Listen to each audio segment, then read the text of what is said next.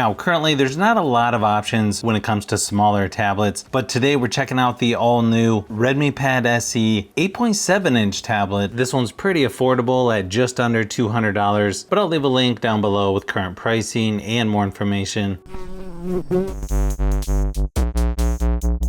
Some of the specs on this one, it has an 8.7 inch IPS LCD display at 800 by 1340 resolution, up to 90 Hz refresh rate. It's on Android 14, Hyper OS software, comes with a MediaTek Helio G85 processor and 64 or 128 gigabytes of storage. There might also be a 6 gigabyte RAM version, but I don't see that available in the United States. You've got an 8 megapixel camera on the back, 5 megapixels on the front. Of course, you have your micro SD card removal tool, quick start guide, safety and warranty information.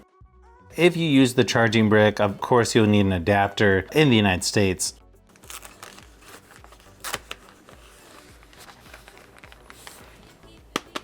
Feels like plastic with some texture here on the back, but it does actually look really nice as far as build quality goes. Looks like aluminum around the edges to match the back color. You've got one speaker on each side with Dolby Atmos. You've also got a USB-C charging port on the bottom, a headphone jack as well. Pretty large camera and flash there in the back. Sort of matches the larger Redmi Pad SE style. I like the size of this one. It seems pretty easy to use with one hand. Micro SD card tray there on the side. When setting up, you do have face unlock as well. Now it is on gestures by default, but you can change that to button navigation in the settings later. You can see it does have a little bit larger bezel on the top and bottom.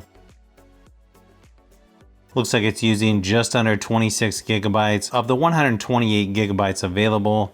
The software on here is going to be very similar to the larger Redmi Pad SE. Up in the corner, you've got your control center, where you can adjust the volume, brightness. It's got most of your typical shortcuts like screen recorder, dark mode, flashlight, screenshot, airplane mode, screencast. You can also add stuff like Dolby Atmos, auto brightness, and so on. Swipe down to get your notifications.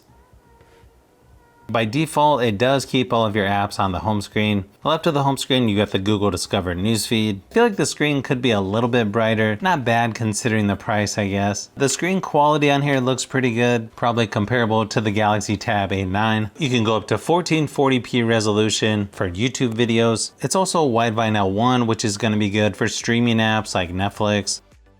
Now the performance on here is sort of what you would expect for a tablet like this. The benchmark scores are actually less than the Galaxy Tab A9, but even though this tablet doesn't feel like the most powerful, you can still play games like PUBG Mobile and Asphalt 9 without too much effort. I didn't notice any overheating or glitches during my testing, so you could do some light gaming on here if you wanted to. It's got a 6,650 milliamp hour battery with up to 18 watt fast charging. I ran my typical battery drain test and it lasted about 9.5 hours before dying at 100% screen brightness, which is quite a bit better than the Galaxy Tab A9, even though they're similar sized tablets. Obviously, there's a lot of variables when it comes to battery life, but you should be able to get a couple days of mixed usage, even longer if you turn the screen brightness down. Surprisingly, just having one speaker on each side, it's actually louder than I was expecting for a tablet this size. Here's a quick sample just to give you an idea of what it sounds like. Hurts to watch your blue eyes fade to gray as you fade away. Hurts to watch your blue eyes fade to gray as you fade away.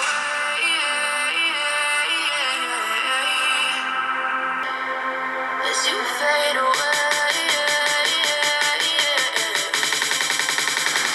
As you fade away.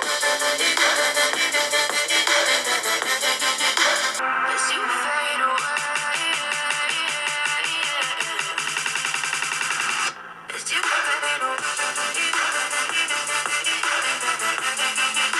As far as the camera app, it's pretty simple. You've got night, photo, video, document.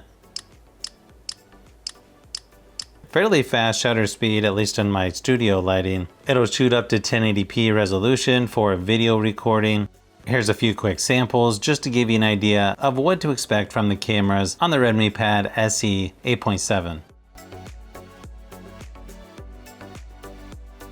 Not a huge surprise, but photo and video quality isn't going to be the best out there, so you'll probably want to use your cell phone for most of that stuff. I guess the question would be, is this a better option than the Galaxy Tab A9? Well, it may come down to software on whether you like HyperOS versus One UI from Samsung. This tablet is also considered entry level, so as long as you don't need a really powerful tablet, I feel this could be a good option for some people, but I'll definitely have to compare this to the Galaxy Tab A9 a little bit closer here soon. If you like phones, tablets, and other tech, I've got a lot more stuff that I'm working on, so you'll want to keep an eye out for those upcoming videos.